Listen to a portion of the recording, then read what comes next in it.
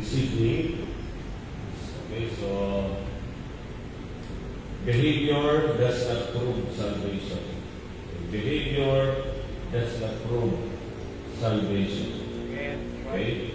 So according to the picture, okay, the only proof of salvation by grace is a testimony of trusting that Jesus Christ died on the cross and rose from the dead for our sins. Okay? 1 Corinthians 15:1-4. Okay, so let's pray, Lord, help us and guide us through the Holy Spirit. Help us to understand your word this evening. In Jesus' name we pray. Amen. Okay. So behavior does not prove salvation. That's right. So in our introduction, okay, throughout history, many have judged salvation by someone's lifestyle. Okay. Did you notice this, Brother David? Throughout history, many have judged salvation by someone's lifestyle. If one lived holy, people said he must be saved. Okay? If one fell into sin, they said he must not be saved. Did you encounter that statement? Okay, so that's the judgment, okay, throughout history. Okay, they judge salvation by someone's lifestyle. Kapag ikaw daw po ay banal, okay, ang pamumuhay mo'y banal, ligtas yan. Saved yan. Pag na makasalanan, hindi yan ligtas kasi gumagawa ng ganyan. Okay, so they prove salvation according to their lifestyle. Is it true? Okay, is it the biblical proof of our salvation? Okay, so let's see. But in the dispensation of grace, now in our time period, amen? So we are rightly dividing, okay? Dispensationalists. So we know that we are now in dispensation of grace, right? Amen? Amen. Okay. Salvation is not determined by behavior, but by belief in what? In the finished work of Christ. That's right. Amen. Amen. Okay, 1 Corinthians 15:1-4. Did you memorize these verses? Okay. So the gospel of the grace of God that must be preached, the only gospel that saves in this dispensation of grace is this gospel preached by Paul. Okay, according to 1 Corinthians 15:1-4. Okay, I will read. Okay, 1 Corinthians 15:1-4. Moreover, brethren, I declare unto you the gospel, amen, which I preach unto you, which also ye have received, and wherein ye stand. 2. By which also ye are what? Saved. Na-save kayo ng gospel. If ye keep in memory. Okay? Okay, so that's why we must keep it in our memories. What I preach unto you, unless ye have believed in faith. Okay? So, believing is the only response to the gospel. That's right. Okay? So, do you believe the gospel? Okay? According to Paul, this gospel, okay, is in verse 3. Okay? This message of salvation, okay, the content, okay, yung nilalaman po ng gospel na ito ay nakikita sa verse 3. For I delivered unto you first of all that which I also received, how that Christ died for our sins according to the Scriptures, and that He was buried, and that He rose again the third day according to the Scriptures. Amen. Amen. So that is the gospel that saves. Okay? That every person must believe, must understand, must stand. Amen? So, if you don't believe that gospel, okay, you have now the sealing of the Holy Spirit. Amen? Okay, because the seal of the Holy Spirit is dependent upon your belief in the gospel. Right? Nakadepende po sa pagtitiwala natin sa gospel. Ephesians 1:13. Okay, Ephesians 1:13. Can you read? Ephesians 1:13. Not in our prayer, not in our good works, not in our water baptism. Amen? Amen. Okay. So let's read. Okay, once again. Okay, this verse is directly to us. Amen? Amen. This epistle of Paul to the Ephesians is directly applied to us, members of the body of Christ. Okay, Ephesians 1:13. According to Apostle Paul, in whom ye also trusted, after that ye heard the word of truth. What is that word of truth that you heard? The gospel of your salvation. Amen. Have you heard that gospel of your salvation? Amen. Okay. In whom also, okay, after that ye what? Believe. Okay, believe is not in the mouth, right? That's right. Okay? So, what is the source, okay, of belief? Okay, where must be the source of our belief? In the mouth or in the heart? Heart. Amen? Heart. So that's why belief cannot be seen, cannot be heard. Only you, okay, and God know if you believe. Right? But I can testify to myself, okay, when I heard that Jesus Christ died for my sin, was buried and rose again, I truly trusted or believed that that gospel is for my salvation. Amen? So, there is no other formula. Amen? But only believe. That's why we sing a while ago, Jesus saves. Amen. Jesus saves, Jesus saves. That's right. Not prayer saves. Amen? Not water baptism saves. Amen. Only Jesus saves on what He finished on the cross. After that ye believe, ye were what? Okay? Instantaneous. After you believe, That's right. ye were what? Sealed with the Holy Spirit of promise. Do you believe that verse? Amen. That is the Word of God, mga kapatid. Okay? So, works follow salvation. Ang gawa, okay, susunod na lang yan. Pero hindi yan ang foundation ng kaligtasan. Okay? Works follow salvation but never form the foundation of it. Okay po? Okay, number 1. Acceptance by faith, not actions. Okay, Romans chapter 5 verse 1. Let's read Romans chapter 5 verse 1. According to Apostle Paul in Romans chapter 5 verse 1, therefore being justified by faith. Okay, justified by faith. We have peace with God through our Lord Jesus Christ. So we are justified by faith in Christ. That's right. Amen?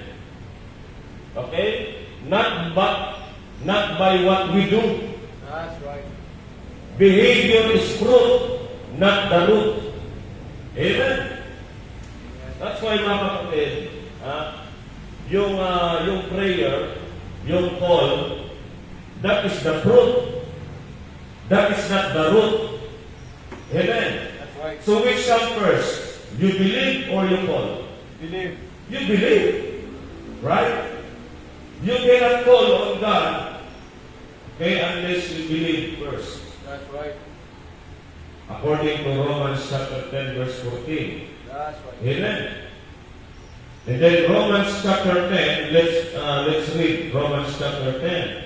So many are confused about these passages. Romans chapter 10, verse 10. Oh, verse 9 muna mga kapatid. Verse 9. Romans 10:9. That if thou shalt confess with thy mouth the Lord Jesus. What will you confess on this verse? Confess your sin? No. Confess the Lord Jesus. Okay? So this is connected to the nation Israel because the context is Israel. So they must confess that Jesus is their Lord, their Messiah. Because according to Matthew 19, if they were not confessed, the Lord Jesus, the Father will not confess them also. Okay, to the Father. Right? If you deny the Lord, okay, they will be denied also by the Father. That's why this is a requirement for nation Israel. Okay? And shalt believe in thine heart. So believe is in the heart, not in the mouth. That God hath raised him from the dead, thou shalt be saved. So the resurrection, okay, to the nation Israel is a good news. Okay, the resurrection of Jesus Christ. But the death of Jesus Christ is not good news to them. Why? Because they were the guilty, okay, of killing the Lord Jesus Christ, of the death of the Lord Jesus Christ, right? That's why, okay, the resurrection is the good news to them. So they must believe in their heart the resurrection of Jesus Christ. Verse 10, for with the heart man believeth unto what? Unto righteousness. Right? So after the person believed in their heart, what happened? Okay, what happened next? Righteousness. Amen. What is that righteousness, mga kapatid? The righteousness of God. It means you are saved after you believe. Amen. That's what the verse 10 said. For with the heart man believeth unto righteousness. So it means, okay, when the heart believes the gospel, the righteousness of God is in him. Amen. Imputed to him the righteousness of God. That's right. But what is the remaining statement to verse 10? And with the mouth, confession is made unto salvation. Akala ko ba, ligtas na, may righteousness na? Okay, already righteous. No.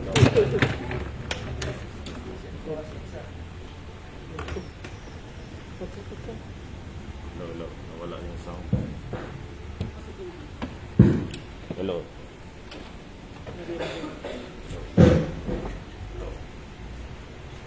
No. Paano lang sis ng bulog daw pa? No.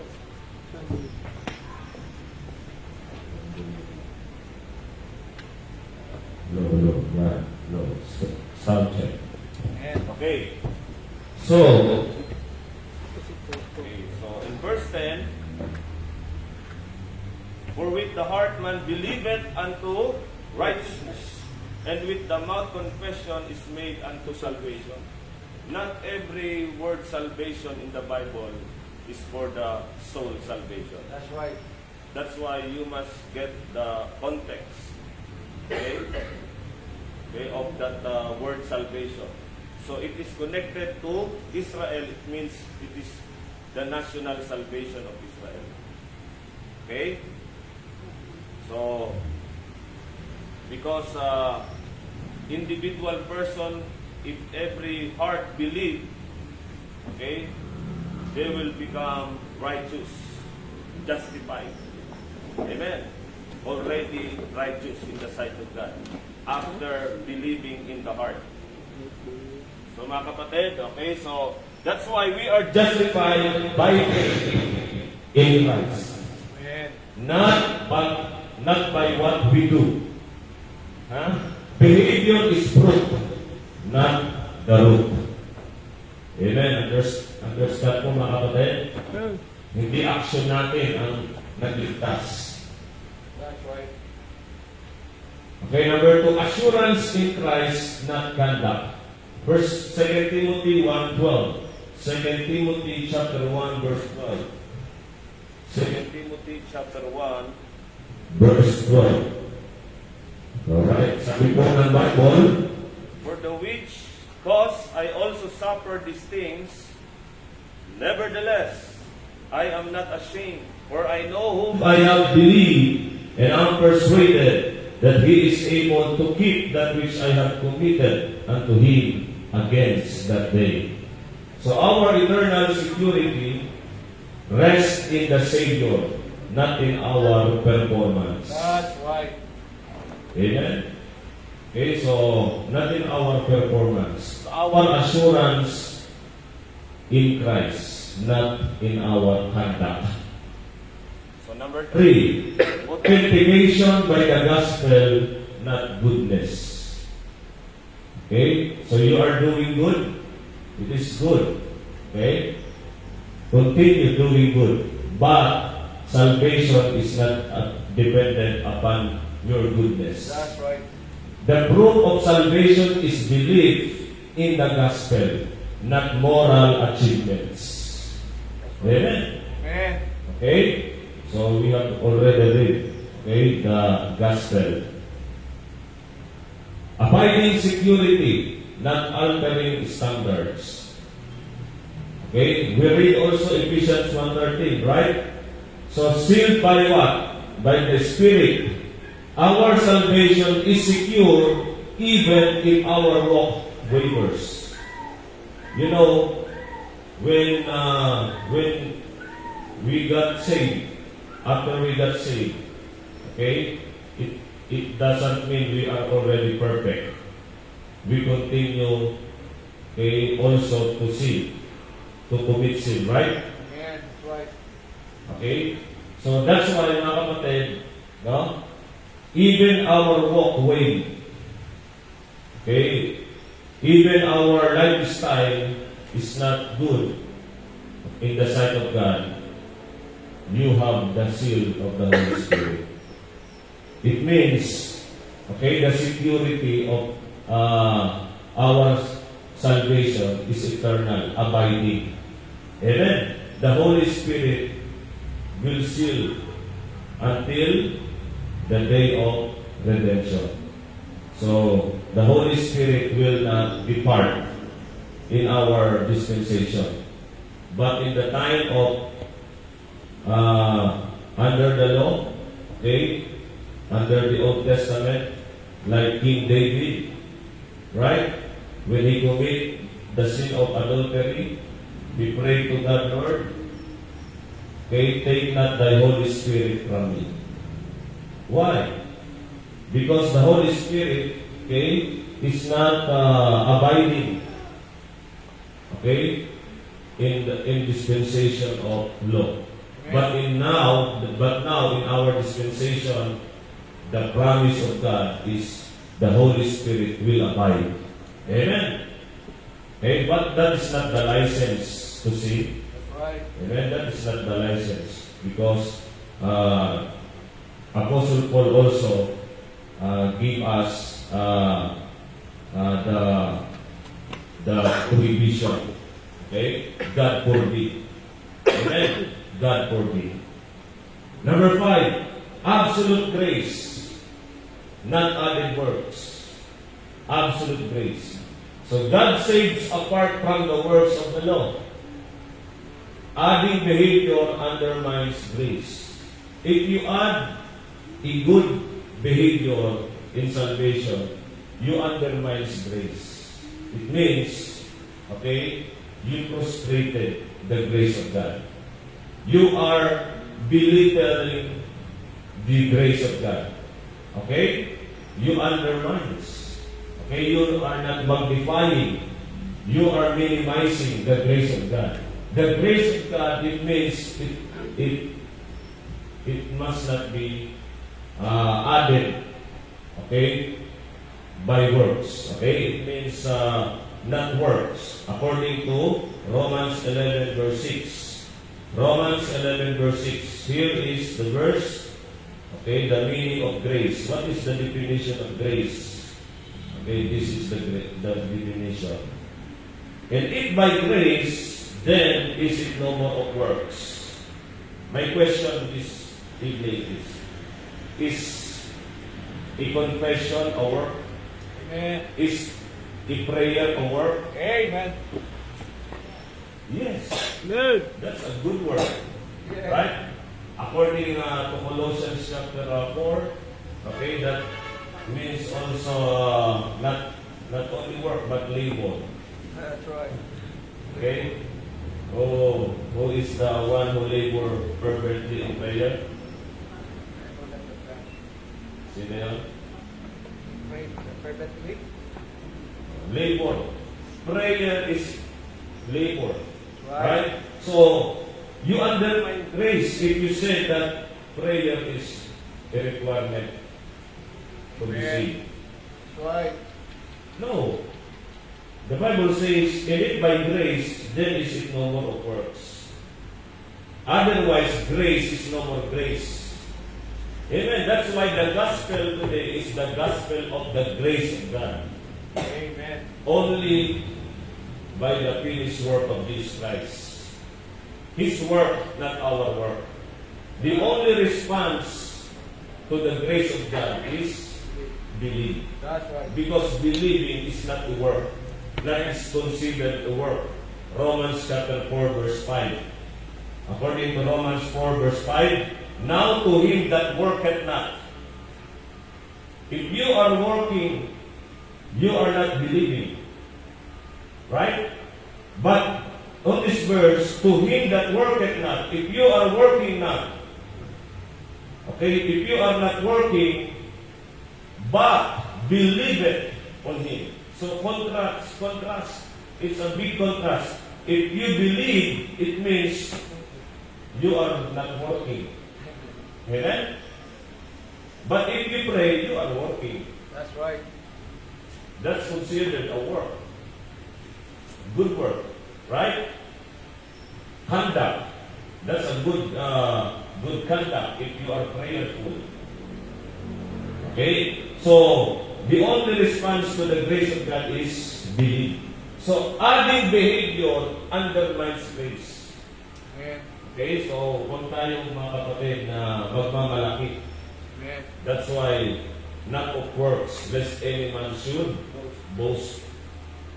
Walang magmamalaki sa kaligtasan. Amen. Nag-pray kasi ako nung tinanggap ko si Jesus. I accept Him through sinner's prayer. I cried. In my heart, I accept Him. I confess Him, my Lord and my Savior. Wow. I prayed heartily, fervently, passionately. I prayed too hard. Wow. That's why I am unsaved now. No ways. No, mga kapatid. Okay? You undermine grace. Okay, number 6, acknowledging carnality, not condemning salvation. So, sa 1 Corinthians 3, mga brethren na po ito. Sabi ni Paul, di ba? Mga kapatid, ligtas. Paul called the Corinthians brethren. Even though they were carnal, behavior didn't nullify salvation. Amen? Good. Ibig sabihin mga kapatid, it means, if you are saved, you can do what the unsaved can do also. Amen? That's right. If the unsaved, okay, always committing sin, the saved also can always commit sin. Right. But, okay, acknowledging that Christian is carnal, Amen. not unsaved. Okay, do not judge. Amen? Do not judge the brethren. Okay? Acknowledge him that he is carnal. If he testified that he believed the gospel of the grace of God, okay, only he and God know if he is saved. But he can testify, okay, that he believed the gospel. But why he is committing sin? Why he is living in sin? Okay, that Christian, that brethren is carnal. Right? Okay, so behavior didn't nullify salvation. Only God and you can know if you are saved. Amen? That's right. Okay? So I cannot judge you, but I depend only in your testimony. Why are you saved? How got you saved? How did you get saved? If you answer rightly, I trusted the gospel, that is sufficient, the finished work of Christ, I have the seal of the Holy Spirit. Amen. Then correct. Amen. But if you commit in sin, okay, I will acknowledge you that you are carnal. That's right. Okay? Okay, so behavior didn't nullify salvation. Number 7, analysis by doctrine, not deeds. Amen. Okay? Rightly dividing shows our salvation is based on Christ's cross, not man's character. That's right. Amen. No? So, mga kapatid, lahat tayo hindi perfect. Amen. Hindi tayo perfect. May makikita kayong kasalanan sa akin, may makikita kayong mali sa akin. May makikita rin akong mali sa inyo. Amen. That's right. Okay? That's why, no, nag-rightly divide tayo. Salvation is based on Christ's cross. Amen. Okay? Number 8, advancement in sanctification, not attainment for salvation. So, kaya tayo, nagsisikap, we strive to do the will of God. Okay? We grow in holiness. Okay? Is expected, but separate from the gift of eternal life.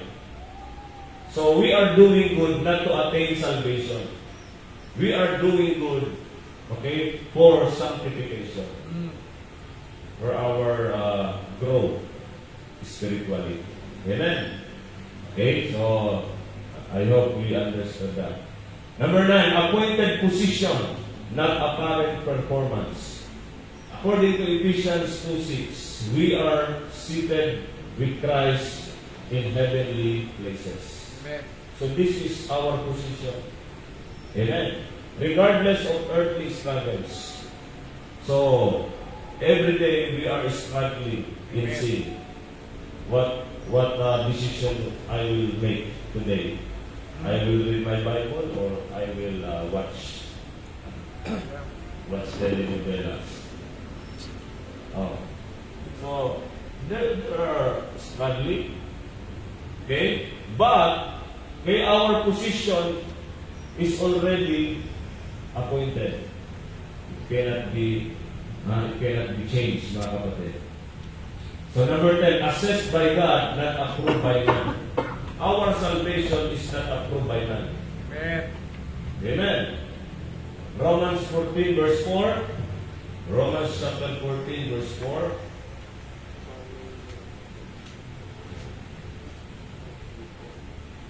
Who art thou that judgest another man's servant?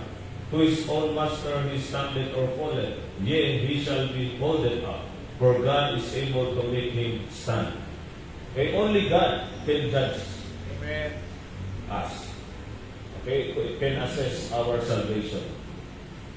Amen? Man may misjudge, but the Lord knows those who are His. Amen? If you are here, faithful, attending church, but only God, okay, knows if you are truly saved. Amen. That's why mga kapatid, salamat na tayo ay merong tamang gospel. Amen? We heard the right gospel. We believe the right gospel. Because in many churches today, if you ask them what is the gospel that saved you, they don't know. They don't point, okay, really point the right gospel. They don't know 1 Corinthians 15, 1 to 4. They know Romans 10:9. That's right. They know Romans 10:30. Amen. But that is not the gospel for us. Amen. Okay, calling upon the name of the Lord shall be saved. Wow. That is already for believer. Amen. That is not a sinner's call. That is a believer's call. Right? Amen. Because you cannot call unless you believe first. Amen. That's right. Amen. That it means that is believer's call, not sinner's call. Amen. Because sinner, the prayer of the sinner is not Amen. John 9:31. it's not valid or it's not acceptable Amen. to God. Okay? God heareth not sinners. John 9:31. Amen. For God heareth not sinners. Right? Amen. The sinner prayer is man-made tradition. Amen. Preach on. That is not what the Bible said to us, to pray the sinner's prayer. The Bible is very clear. Believe on the Lord Jesus Christ, and thou shalt be saved. So that's why, but the Lord knows who are His. 11, anchor in Christ, not in conduct. Okay, our life is hidden in Christ, not measured by daily perfection. Okay? So we strive to be perfect because the Bible says in 2 Timothy 3:17, okay, that the man of God may be perfect. Okay, truly furnished unto all good works. So the scripture will make us perfect, spiritually mature. Okay? So that's why no, we must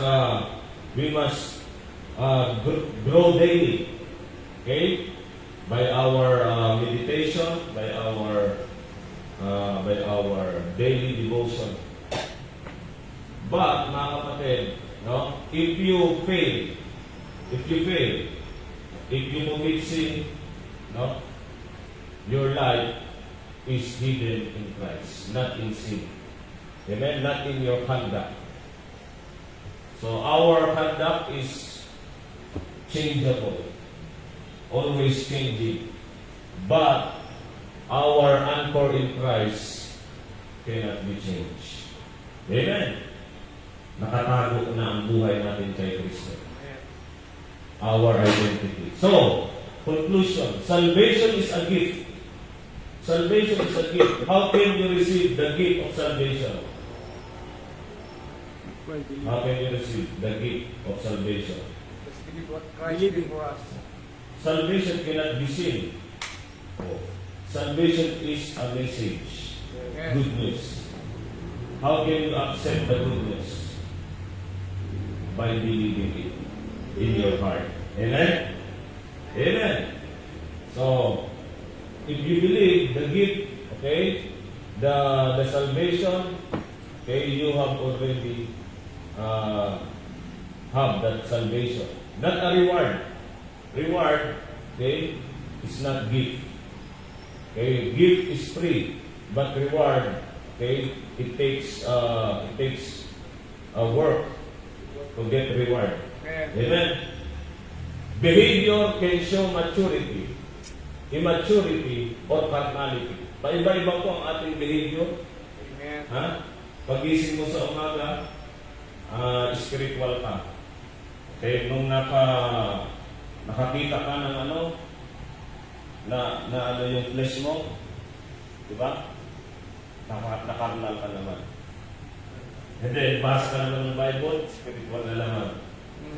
Paiba-iba. That's right. Minsan spiritual, minsan carnal. But it does not determine whether someone is saved. Right. You are saved. Okay, a believer may stumble, but his position in Christ is unshakable. Amen. Grace begins the work, and grace keeps the believers secure. Amen. So, yan po mga kapatid. Trust the gospel, not your goodness. Amen. Praise God. Not your own work. Thank God for eternal security. Praise God. Thank God. Okay? Because salvation cannot be lost in our dispensation. Amen. Eternal security. Train yourself in sound doctrine. Amen. So we must study the Word of God rightly divided. Because Amen. you can know the sound doctrine. Okay? If you have the right method of study. Amen. Amen. Testify of Christ's finished work. To testify the message of salvation, the gospel of the grace of God. You testify. Not your experience, not your own conduct, not your own encounter to God or through physical That's right. experiences. Amen. Bishop. Not signs, not wonders, not miracles, because that's not for us. That is for Israel. Mm. Amen? Amen. Testify the finished work of Christ. Amen? No? Last, treasure grace over works. That's treasure grace, not our works. Amen. So that's a man's behavior may reveal his growth. Okay? But only his belief reveals his salvation. Okay? Nakakala po natin? Okay, our behavior doesn't prove our salvation. So marami kasi nag-judge. Yan, nakikipis ka pa. Yan, nagsasayaw-sayaw pa, nagsusumba-sumba pa, mga unsaved yan. Mga hindi ligtas yan. So, walang ganun mga kapatid. Amen? Only his belief reveals his salvation. We can judge them, okay, their behavior, okay, for growth, okay. But salvation, we cannot judge them. Amen. So there are 4 stages of spiritual growth. So number 1, before we become a Christian, the natural man, unsaved. Okay? And then when you got saved, you become the babe in Christ. Babe. Okay? And then the carnal, and then last, the spiritual. So what stage are you? Okay, so these categories: the natural man, unsaved; the babe in Christ, newly saved; the carnal Christian, saved but fleshly; and the spiritual man, saved and mature. Amen? Amen. So, what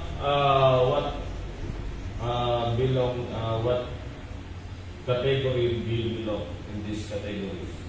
Are you unsaved, natural man? Are you babe in Christ, newly saved? Are you carnal Christian? Am a carnal Christian, saved but fleshly? Or am I spiritual man, saved and mature? That's why mga kapatid, so sa susunod pag-aaralan natin. Amen. Praise God. So pinakita ko lang po sa inyo na with our behavior cannot prove our salvation. That's right. Only our belief to the finished work of Christ prove our salvation. Let us stand, please, and let us thank God for the Word of God. Lord, thank you sa salita po ninyo. Thank you po sa gospel. Thank you, Lord, for what the Lord Jesus Christ finished on the cross that brought us salvation to every mankind. The grace of God hath appeared to all men. And then this gospel message that we heard, that Christ died for our sin, buried and rose again, is very powerful, Amen. very clear and sufficient, Lord, for our salvation. Amen. Lord, thank you for your grace. Thank you for the security that you promise, that we are sealed with the Holy Spirit of promise. The salvation we have cannot be proved by our behavior, by our conduct. The salvation we have because of our belief in the sufficient and finished work of Christ on the cross of Calvary, and the Holy Spirit that sealed within us, in our body, and we are the temple of the Holy Spirit. Amen. Lord, thank you, Lord, for this truth.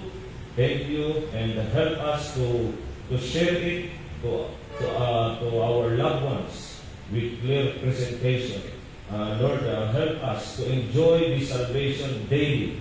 Help us that this grace of salvation always motivates us to do more for your glory and honor, to reach more souls for you, for your glory and honor, Lord. Yes, sir. Thank you for this evening, and help us to once again have us a great fellowship this evening, and then we will go home. Guide us, guide every brethren that will go home in the far places, Lord.